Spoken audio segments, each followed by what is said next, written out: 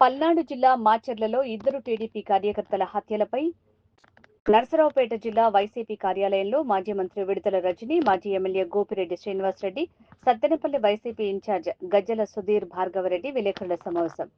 అంటే ఎంత దారుణంగా ఈరోజు ఎఫ్ఐఆర్లో కూడా పోలీసులు వాళ్ళ కట్టుకథను ఏ విధంగా కల్పించి ఈ యొక్క ఎఫ్ఐఆర్ రిజిస్టర్ చేసి వీళ్ళిద్దరిని ఇన్వాల్వ్ చేశారో ఈ ఒక్క ఉదాహరణ చాలు ఎఫ్ఐఆర్ చదివితే అర్థమవుతుంది.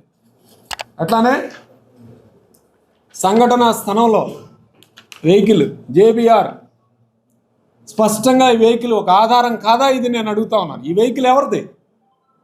జూలకంటి బ్రహ్మారెడ్డి అనే వ్యక్తిది. ఆయన అక్కడ ఎమ్మెల్యేగా పనిచేస్తున్నారు. ఆయన వెహికల్ వేసుకొని వచ్చి చేశారు. ఇది పోలీసు వాళ్ళ సాక్ష్యం కాదా అని నేను అడుగుతా ఉన్నాను. ఒక బ్లాక్ సూమో స్పాట్లో దొరికింది, అన్నీ పాడైపోయి డ్యామేజ్ అయిపోయి.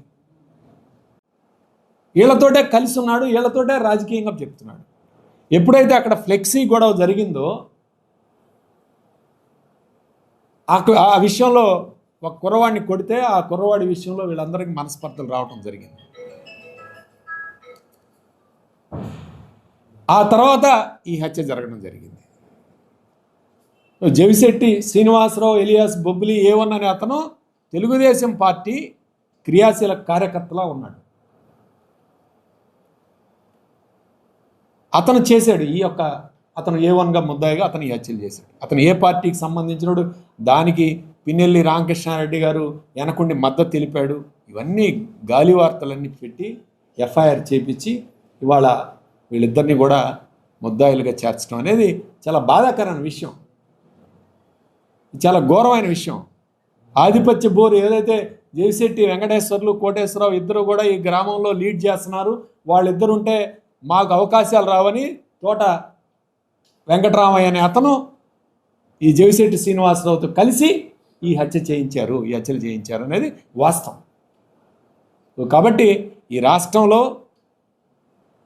వాళ్ళు అనుకున్నది చేయటం, వైఎస్ఆర్ కాంగ్రెస్ పార్టీ గొంతు నొక్కే కార్యక్రమం చేయటం,